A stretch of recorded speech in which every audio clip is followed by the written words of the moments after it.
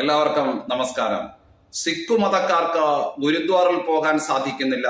അതുപോലെ തന്നെ ബുർഖ ധരിച്ച അല്ലെങ്കിൽ ഹിജാബ് ധരിച്ച ഇസ്ലാം മതവിശ്വാസികളായിട്ടുള്ള യുവതികൾക്ക്, പെൺകുട്ടികൾക്ക് കോളേജിൽ വിദ്യാഭ്യാസത്തിന് പോകാൻ സാധിക്കുന്നില്ല. ഇത്തരത്തിലുള്ള വിവാദ പരാമർശവും നടത്തിക്കൊണ്ടായിരുന്നു അമേരിക്കൻ സന്ദർശനം രാഹുൽ പൂർത്തീകരിക്കുന്നത്.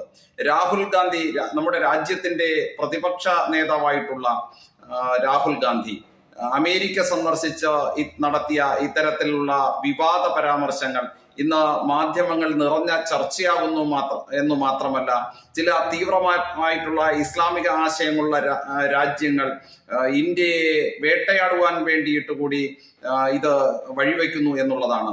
ഇപ്പോ ഇറാൻ തന്നെ നബിദിനാഘോഷ വേളയിൽ ഇറാന്റെ ഒരു ഉന്നത അധികാരി നബിദിന റാലി അഭിസംബോധന ചെയ്തുകൊണ്ട് സംസാരിച്ചപ്പോ മ്യാൻമാറും അതുപോലെ തന്നെ ഇന്ത്യയും ഒക്കെ ഇസ്ലാം ജനതയുടെ ജീവിതത്തിന് ബുദ്ധിമുട്ടുണ്ടാക്കുന്ന രാജ്യങ്ങൾ എന്ന തരത്തിൽ പറയുകയും അത് ട്വിറ്ററിൽ പ്രചരിപ്പിക്കുകയും അതിനെതിരായിട്ട് ഇന്ത്യൻ ഭരണകൂടം തിരിച്ചടിക്കുകയും ഒക്കെ ചെയ്തത് മാധ്യമങ്ങളിലൂടെ നാം അറിഞ്ഞതാണ്. യഥാർത്ഥത്തിൽ രാഹുൽ എന്തുകൊണ്ടാണ് ഇത്തരത്തിലുള്ള പരാമർശങ്ങൾ നടത്തിയത് എന്ന് നമുക്ക് ഒരു മുഖവുരയില്ലാതെ തന്നെ അറിവുള്ള വസ്തുത തന്നെയാണ്.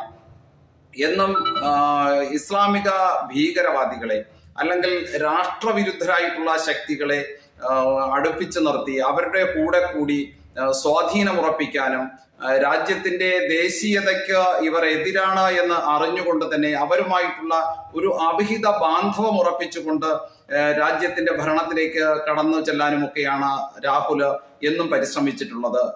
രാഹുലിന്റെ കുടുംബ പശ്ചാത്തലം, കുടുംബ പാരമ്പര്യം എടുത്ത് പരിശോധിക്കുമ്പോഴും നെഹ്റുവിന്റെ ഭരണകാലം മുതൽ രാജ്യവിഭജനത്തിന് നെഹ്റുവിന്റെ മൗനാനുവാദം ഉണ്ടായിരുന്നു എന്നുള്ളത് തൊട്ട് നമുക്ക് നോക്കുമ്പോൾ ചൈന പണ്ട് നമ്മുടെ ഭാരതത്തെ ആക്രമിക്കുമ്പോൾ ചൈനയുടേതെന്നും ഇന്ത്യയുടേതെന്നും പറയുന്ന ഭൂമി ചൈന കൈവശപ്പെടുത്തി എന്നുള്ള രീതിയിൽ ജവഹർലാൽ നെഹ്റു വിരുദ്ധമായിട്ടുള്ള പ്രസ്താവന നടത്തിയതൊക്കെ വലിയ വിവാദങ്ങളിൽ എത്തിച്ചതാണ്.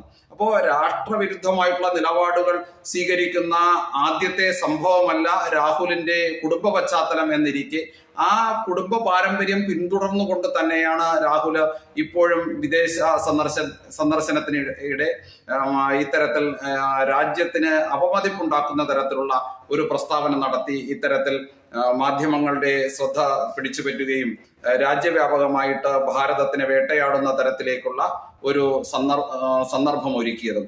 രാഹുൽ ഇപ്പോ രാജ്യത്തിന്റെ പ്രതിപക്ഷ നേതാവായിട്ട് മാറിയ സാഹചര്യം നമുക്കറിയാം. ചെറുതും വലുതുമായിട്ടുള്ള എല്ലാ രാഷ്ട്രീയ പാർട്ടികളെയും അതുപോലെ തന്നെ തീവ്രവാദ ശക്തികളുടെയും ഒക്കെ പിന്തുണ ആർജിച്ചുകൊണ്ടാണ് രാഹുൽ ഇത്തരത്തിൽ പ്രതിപക്ഷ നേതാവായിട്ട് വന്നത്.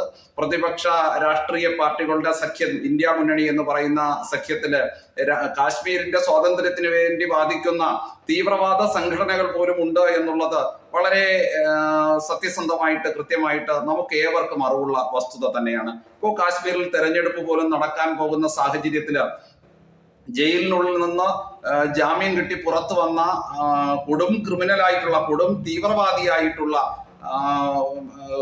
ഇസ്ലാം ഭീകരവാദികൾ ഉൾപ്പെടെ കാശ്മീരിന്റെ മോചനത്തിനു വേണ്ടിയിട്ട് ആഹ്വാനം ചെയ്തുകൊണ്ട് 370 വകുപ്പ് പുനഃസ്ഥാപിക്കുന്നതും കാശ്മീരിന്റെ സ്വതന്ത്ര പദവി കിട്ടുന്നതും കാശ്മീരിനെ സ്വതന്ത്രമാക്കുന്നതും ഉൾപ്പെടെയുള്ള കാര്യങ്ങൾ പരസ്യമായിട്ട് പ്രഖ്യാപിച്ചുകൊണ്ട് തെരഞ്ഞെടുപ്പ് പ്രചരണത്തെ അഭിസംബോധന ചെയ്യുമ്പോൾ ആ പ്രചരണത്തിനെല്ലാം നേതൃത്വം കൊടുക്കുന്നത്, ചുക്കാൻ പിടിക്കുന്നത് രാഹുലാണ് എന്നുള്ള, അല്ലെങ്കിൽ രാഹുലിന്റെ കുടുംബമാണ് എന്നുള്ള, ഈ ജവഹർലാൽ നെഹ്റുവിന്റെ കുടുംബമാണ് എന്നുള്ള വസ്തുത കൂടി നമുക്ക് മനസ്സിലാക്കാൻ ഈ രാഷ്ട്രവിരുദ്ധരുടെ കയ്യിൽ നിന്ന് രാജ്യം മോചിപ്പിക്കപ്പെട്ടത് വളരെ ഭാഗ്യകരമായിട്ടുള്ള ഒരു വസ്തുത തന്നെയാണ്.